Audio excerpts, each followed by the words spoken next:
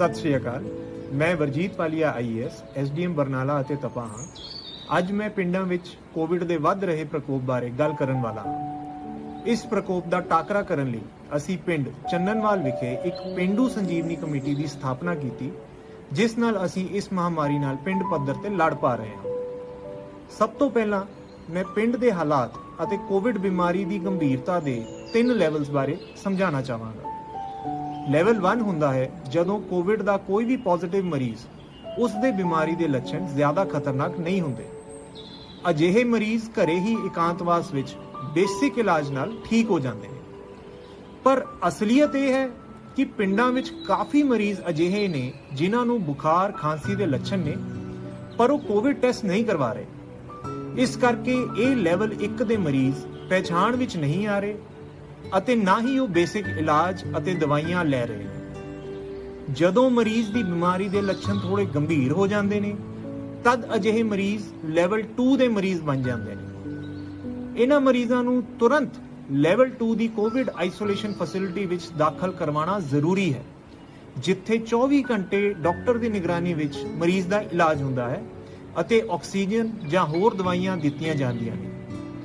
ਜੇਕਰ ਟਾਈਮ ਸਿਰ level 2 facility ਵਿੱਚ ਦਾਖਲਾ ਨਾ ਹੋਵੇ ਤਾਂ ਜਲਦੀ ਹੀ ਮਰੀਜ਼ ਦੀ ਬਿਮਾਰੀ ਗੰਭੀਰਤਾ ਲੈਵਲ 3 ਬਣ ਜਾਂਦੀ ਹੈ ਤੇ ਬਹੁਤ ਖਤਰਨਾਕ ਰੂਪ ਧਾਰਨ ਕਰ ਲੈਂਦੀ ਹੈ। ਕਈ ਅਜਿਹੇ ਮਰੀਜ਼ ਨੇ ਜਿਹੜੇ ਕਿ ਬਿਮਾਰੀ ਦੇ ਲੈਵਲ 3 ਦੀ ਸਟੇਜ ਵਿੱਚ ਆ ਕੇ ਫਿਰ ਲੈਵਲ 2 ਫੈਸਿਲਿਟੀ ਵਿੱਚ ਜਾਂਦੇ ਨੇ, ਜਿਸ ਨਾਲ ਦੇਰੀ ਹੋ ਜਾਂਦੀ ਹੈ।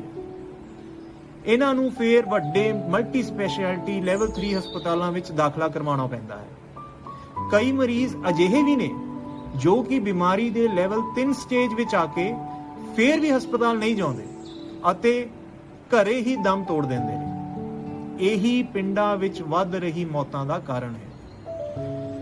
ਹੁਣ ਇਸ ਗੰਭੀਰ ਸਮੱਸਿਆ ਦੇ ਹੱਲ ਲਈ ਅਸੀਂ ਪੇਂਡੂ ਸੰਜੀਵਨੀ ਕਮੇਟੀ ਜ਼ਿਲ੍ਹਾ ਬਰਨਾਲਾ ਵਿਖੇ ਪਿੰਡ ਚੰਨਨਵਾਲ ਵਿੱਚ 13 ਮਈ ਨੂੰ ਸਥਾਪਿਤ ਕੀਤੀ। ਸੰਜੀਵਨੀ ਕਮੇਟੀ ਦਾ ਕੰਮ ਹੈ ਪਿੰਡਾਂ ਵਿੱਚ ਮਰੀਜ਼ਾਂ ਨੂੰ ਆਇਡੈਂਟੀਫਾਈ ਕਰਕੇ ਉਹਨਾਂ ਮਰੀਜ਼ਾਂ ਦੀ ਬਿਮਾਰੀ ਦੀ ਗੰਭੀਰਤਾ ਦੇ ਮੁਤਾਬਕ ਉਹਨਾਂ ਦੇ ਇਲਾਜ ਕਰਵਾਉਣ ਵਿੱਚ ਮਦਦ ਕਰਵਾਉਣਾ। ਇਸ ਕਮੇਟੀ ਦਾ ਮੂਲ ਸਿਧਾਂਤ ਕਮਿਊਨਿਟੀ ਪਾਰਟਿਸਿਪੇਸ਼ਨ ਹੈ। ਇਸ ਕਮੇਟੀ ਵਿੱਚ RMPs, patwari, sarpanch, lab technician, health workers, volunteers ਅਤੇ ਪਿੰਡ ਦੇ ਹੋਰ ਮੋਹਤਵਾਰ ਲੋਕ ਹਨ। ਇਹਨਾਂ ਸਾਰਿਆਂ ਦਾ ਪਿੰਡ ਦੇ ਲੋਕਾਂ ਨਾਲ ਬਹੁਤ ਵਧੀਆ ਰਾਬਤਾ ਹੈ ਤੇ ਇਹ ਸਾਰੇ ਬਹੁਤ ਮੋਟੀਵੇਟਿਡ ਨੇ। ਅਸੀਂ ਪੇਂਡੂ ਸੰਜੀਵਨੀ ਕਮੇਟੀ ਮੈਂਬਰਸ ਦੀ ਟ੍ਰੇਨਿੰਗ 13 ਮਈ ਨੂੰ ਕਰਵਾਈ, ਜਿਸ ਨਾਲ ਇਹ ਮਰੀਜ਼ਾਂ ਦੇ ਬਾਡੀ ਵਾਈਟਲਸ ਜਿਵੇਂ ਕਿ ਦਿਲ ਦੀ ਧੜਕਨ, ਆਕਸੀਜਨ ਲੈਵਲ, ਸਰੀਰ ਦਾ ਤਾਪਮਾਨ ਵਗੈਰਾ ਸਿਹਤ ਸਰਵੇ ਵਿੱਚ ਮਾਪ ਸਕਣ। ਸੰਜੀਵਨੀ ਕਮੇਟੀ ਨੇ 14 ਮਈ ਨੂੰ ਰੋਜ਼ ਡੋਰ ਟੂ ਡੋਰ ਸਰਵੇ ਕਰਨਾ ਸ਼ੁਰੂ ਕੀਤਾ। ਇਸ ਨਾਲ ਰੋਜ਼ਾਨਾ ਪਿੰਡ ਵਿੱਚ ਸਾਰੇ ਬਿਮਾਰ ਲੋਕਾਂ ਦੀ ਪਛਾਣ ਹੋ ਗਈ। ਉਦਾਹਰਨ ਦੇ ਤੌਰ ਤੇ ਤੁਸੀਂ 15 ਮਈ ਦੀ ਸਿਹਤ ਸਰਵੇ ਰਿਪੋਰਟ ਦੇਖ ਸਕਦੇ ਹੋ, ਜਿਸ ਵਿੱਚ ਕੁੱਲ 16 ਵਿਅਕਤੀ ਬਿਮਾਰ ਸਾਹਮਣੇ ਆਏ। ਫਿਰ ਇਹਨਾਂ ਬਿਮਾਰ ਵਿਅਕਤੀਆਂ ਨੂੰ ਸੰਜੀਵਨੀ ਕਮੇਟੀ ਮੈਂਬਰਸ ਨੇ ਟੈਸਟਿੰਗ ਲਈ ਵੀ ਪ੍ਰੇਰਿਤ ਕੀਤਾ, ਜਿਸ ਵਿੱਚੋਂ ਕਾਫੀ ਲੋਕ ਟੈਸਟਿੰਗ ਲਈ ਮਨਾ ਲਏ ਹਨ। ਇਹ ਸਿਹਤ ਸਰਵੇ ਰਿਪੋਰਟ ਰੋਜ਼ਾਨਾ ਸਰਕਾਰੀ ਡਾਕਟਰਸ ਨਾਲ ਸਾਂਝੀ ਕੀਤੀ ਗਈ, ਜਿਨ੍ਹਾਂ ਨੇ ਮਰੀਜ਼ਾਂ ਦੀ ਬਿਮਾਰੀ ਦਾ ਲੈਵਲ ਆਇਡੈਂਟੀਫਾਈ ਕੀਤਾ। ਜਿਹੜੇ ਲੈਵਲ 1 ਦੇ ਮਰੀਜ਼ ਸੀ, ਉਹਨਾਂ ਨੂੰ ਡਾਕਟਰਸ ਦੀ ਸਲਾਹ ਨਾਲ ਉਸ ਮੁਤਾਬਕ ਇਲਾਜ ਤੇ ਦਵਾਈਆਂ ਉਹਨਾਂ ਦੀਆਂ ਸ਼ੁਰੂ ਕੀਤੀਆਂ ਗਈਆਂ। ਜਿਹੜੇ ਪਛਾਣੇ ਗਏ ਲੈਵਲ 2 ਦੇ ਮਰੀਜ਼ ਸੀ, ਉਹਨਾਂ ਨੂੰ ਤੁਰੰਤ ਲੈਵਲ 2 ਫੈਸਿਲਿਟੀ ਵਿੱਚ ਰੈਫਰ ਕੀਤਾ ਗਿਆ। ਕਈ ਮਰੀਜ਼ਾਂ ਨੂੰ ਹਸਪਤਾਲ ਦਾ ਵੀ ਡਰ ਹੁੰਦਾ ਹੈ। ਇੱਥੇ ਵੀ ਸੰਜੀਵਨੀ ਕਮੇਟੀ ਮੈਂਬਰਸ ਨੇ ਮਰੀਜ਼ ਤੇ ਉਹਨਾਂ ਦੇ ਪਰਿਵਾਰ ਦੀ ਕਾਉਂਸਲਿੰਗ ਕਰਕੇ ਉਹਨਾਂ ਨੂੰ ਲੈਵਲ 2 ਫੈਸਿਲਿਟੀ ਵਿੱਚ ਦਾਖਲ ਹੋਣ ਲਈ ਮਨਾਇਆ। ਇਸ ਮਾਡਲ ਵਿੱਚ ਸਾਨੂੰ ਸਫਲਤਾ ਹਾਸਲ ਹੋਈ ਹੈ, ਜਿਵੇਂ ਕਿ 14 ਮਈ ਦੇ ਸਰਵੇ ਵਿੱਚ ਇੱਕ ਅਜਿਹੇ ਮਰੀਜ਼ ਦੀ ਪਛਾਣ ਹੋਈ ਜਿਸ ਦਾ ਆਕਸੀਜਨ ਲੈਵਲ ਘਟ ਕੇ ਕੇਵਲ 65% ਰਹਿ ਗਿਆ ਸੀ। ਤੁਰੰਤ ਇਹਨਾਂ ਨੂੰ ਮਨਾ ਕੇ ਦਾਖਲ ਕਰਵਾਇਆ ਗਿਆ, ਜਿੱਥੇ ਇਹਨਾਂ ਦਾ ਇਲਾਜ ਕੀਤਾ ਗਿਆ। ਹੁਣ ਇਹਨਾਂ ਦਾ ਆਕਸੀਜਨ ਸੈਚੂਰੇਸ਼ਨ ਸਥਿਰ ਹੋ ਗਿਆ ਹੈ।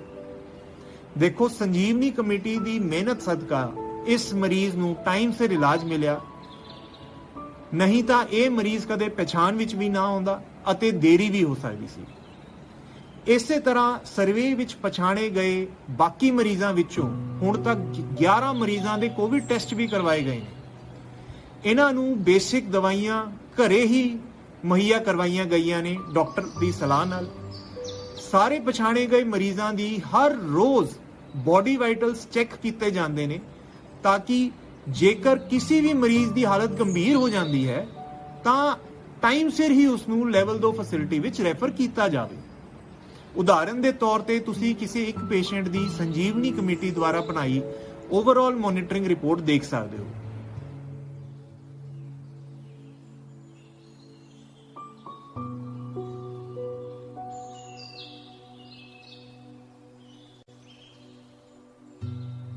ਆਰਐਮਪੀ ਡਾਕਟਰਾਂ ਦੇ ਸਹਿਯੋਗ ਨਾਲ ਅਤੇ ਨੌਜਵਾਨਾਂ ਦੇ ਸਹਿਯੋਗ ਨਾਲ ਪਿੰਡ ਪੱਧਰ ਤੇ ਜਿਹੜੀ ਕਰੋਨਾ ਮਹਾਮਾਰੀ ਫੈਲੀ ਹੋਈ ਹੈ ਉਸ ਨੂੰ ਅਸੀਂ ਪਹਿਲੀ ਸਟੇਜ ਤੇ ਹੀ ਮਰੀਜ਼ਾਂ ਨੂੰ ਆਇਡੈਂਟੀਫਾਈ ਕਰਕੇ ਇਸ ਬਿਮਾਰੀ ਦਾ ਖਾਤਮਾ ਕਰ ਰਹੇ ਹਾਂ। ਇਸ ਵਿੱਚ ਸਾਨੂੰ ਬਹੁਤ ਸਹਿਯੋਗ ਮਿਲ ਰਿਹਾ ਪਿੰਡ ਪੱਧਰ ਤੇ। ਮੈਨੂੰ ਪਿੰਡ ਦੀ ਕਮੇਟੀ ਨੇ ਪ੍ਰੇਰਿਤ ਕੀਤਾ ਵੀ ਇਹਦਾ ਪਹਿਲੀ ਸਟੇਜ ਤੇ ਹੀ ਹੱਲ ਹੈ, ਫਿਰ ਜਦੋਂ ਜ਼ਿਆਦਾ ਹੋ ਜਾਂਦਾ ਫਿਰ ਖਤਰਾ ਤੇ ਘਬਰਾਉਣ ਵਾਲੀ ਕੋਈ ਗੱਲ ਨਹੀਂ। ਇਹ ਪਿੰਡੂ ਸੰਜੀਵਨੀ ਮਾਡਲ ਬਾਕੀ ਪਿੰਡਾਂ ਵਿੱਚ ਵੀ ਦੁਹਰਾਇਆ ਜਾ ਸਕਦਾ ਹੈ।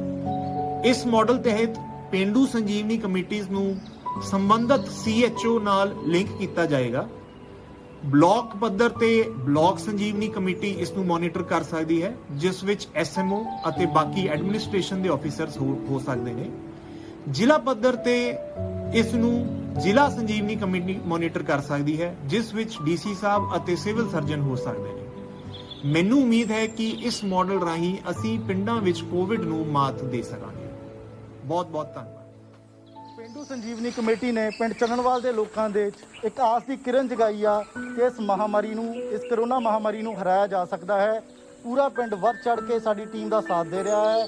ਸਾਡੇ RMPs ਦੀ ਟੀਮ, ਸਾਡੀ ਪੰਚਾਇਤ, ਸਾਡੇ ਅਫਸਰ ਤੇ ਸਾਡੇ ਡਾਕਟਰਸ ਦੀ ਟੀਮ ਸਾਡਾ ਪੂਰਾ ਸਹਿਯੋਗ ਕਰ ਰਹੀ ਹੈ। ਮੈਨੂੰ ਉਮੀਦ ਹੈ ਕਿ ਸਾਡੇ ਛੋਟੇ-ਛੋਟੇ ਐਫਰਟਸ ਨਾਲ ਇਸ ਬਿਮਾਰੀ ਦਾ ਪਿੰਡ 'ਚੋਂ ਤਾਂ ਐਟਲੀਸਟ ਖਾਤਮਾ ਕਰ ਦਾਂਗੇ। ਮੈਂ ਪੰਜਾਬ ਦੇ ਲੋਕਾਂ ਨੂੰ ਅਪੀਲ ਕਰਦਾ ਹਾਂ ਕਿ ਆਪਦੇ ਪਿੰਡਾਂ 'ਚ ਮੋਰਚੇ ਸਾਂਭੋ ਤੇ ਤੁਹਾਡੇ ਛੋਟੇ-ਛੋਟੇ ਕਦਮ ਇਸ ਬਿਮਾਰੀ ਨੂੰ ਹਰਾਉਣ ਦੇ ਵਿੱਚ ਕਾਰਗਰ ਸਾਬਿਤ ਹੋਣਗੇ ਤੇ ਬਹੁਤ ਜਲਦੀ ਅਸੀਂ ਇਸ ਬਿਮਾਰੀ ਤੋਂ ਛੁਟਕਾਰਾ ਪਾ ਸਕਾਂਗੇ।